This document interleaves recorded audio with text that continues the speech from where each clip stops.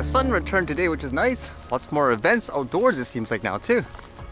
And what's going on today? I guess with that in mind, not so, good around the world with all the news, although this one actually made me think at first, do they mean for like regular ships? It says the Navy is eyeing missile hauling drone boats as escorts for transport ships. Could you imagine that in the future if we're talking about just regular cargo having, some kind of weapon-equipped drone guiding them?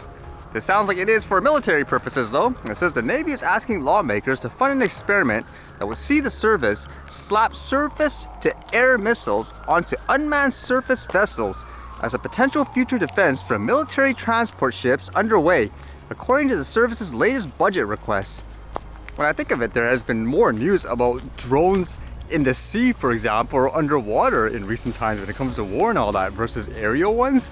This, according to Navy budget documents, the MADS will consist of Greenboro Advanced Rescue Craft drone boat outfitted with FIM-92 Stinger missile launchers to potentially provide a low-cost, persistent, anti-air and anti-surface maritime defense capability for transportation vessels associated with military sea lift command, littoral operations, or even expeditionary advanced-based operations that the Marine Corps sees as critical to the future distributed ops.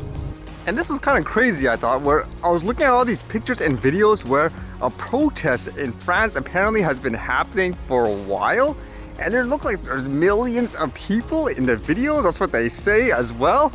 And why it's kind of interesting is it's so big. How come I haven't heard anything about it, like any attention in the news or anything like that here anyways? It says here, for example, some of these posts in France, this is Normandy. The protests aren't confined to Paris and they are all over the country. All ages, backgrounds, and demographics are all against the circumventing of Parliament. Dictators fall eventually. That's what it says here. From what I gather just from reading some of the news, people were saying it had to do with an increase in the pension age bracket. For example, the retirement age there apparently used to be 62, but then they bumped it up to 64. But as I'm reading it further, they're saying it's not so much about that, but people are outraged at the fact that they're just passing these types of new rules without some kind of, input or something like that. I'm not really sure how it works politically over there. But yeah, look at all the protests, the videos and so forth. There's so much people there. It makes you wonder, why are people so quiet about this? You could be like living literally under a rock, as they say, or if people don't tell you about the information, how would you know, huh? I can only imagine it sounds pretty universal where for the past couple of years, if they had really strict, guidelines for things like lockdowns over there, people are just tired of it, thinking they don't have like a voice and all that, and at the same time they think it's just going too far. But yeah, this is nuts. Let's see how this turns out, huh?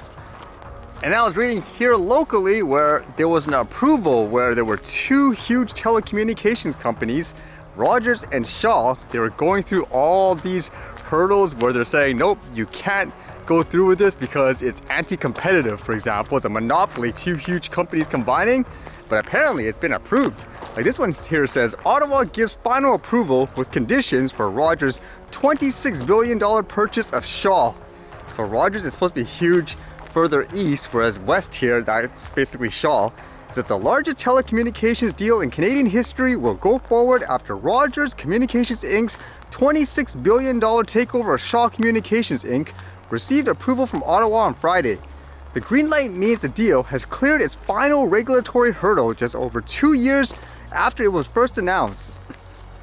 Now, as part of this agreement, basically Shaw here bought out the company Freedom Mobile before, which is a mobile company. It's actually the one that I use. And they say they have to sell it to another company, in which they did, to this company called Videotron for $2.85 billion in an attempt to cease competition concerns raised by the original proposal. So will that help? I don't know. But less competition is never good.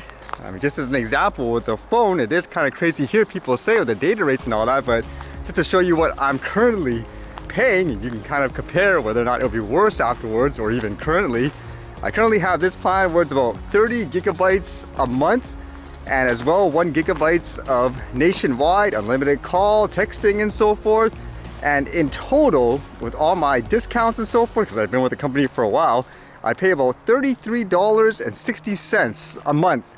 That's not bad overall in my opinion. I know most people, they think this is nuts. They pay probably like what, maybe $70 or $100? I don't know, you tell me too, for people with other cell phone plans. But it makes you wonder, will people see plans like these disappear afterwards? Because again, there's less competition. The drawback for this service, because it's cheaper, there's less coverage as well, obviously, versus the bigger networks, but at the same time, you save a lot of money.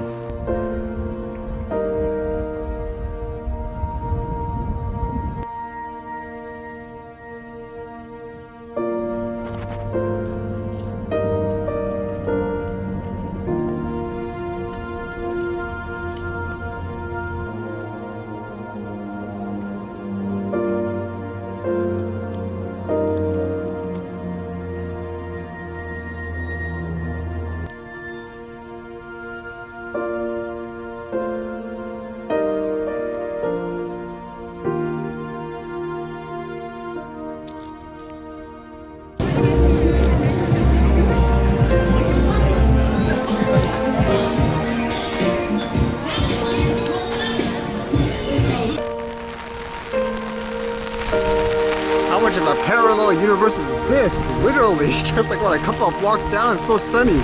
Always be prepared here.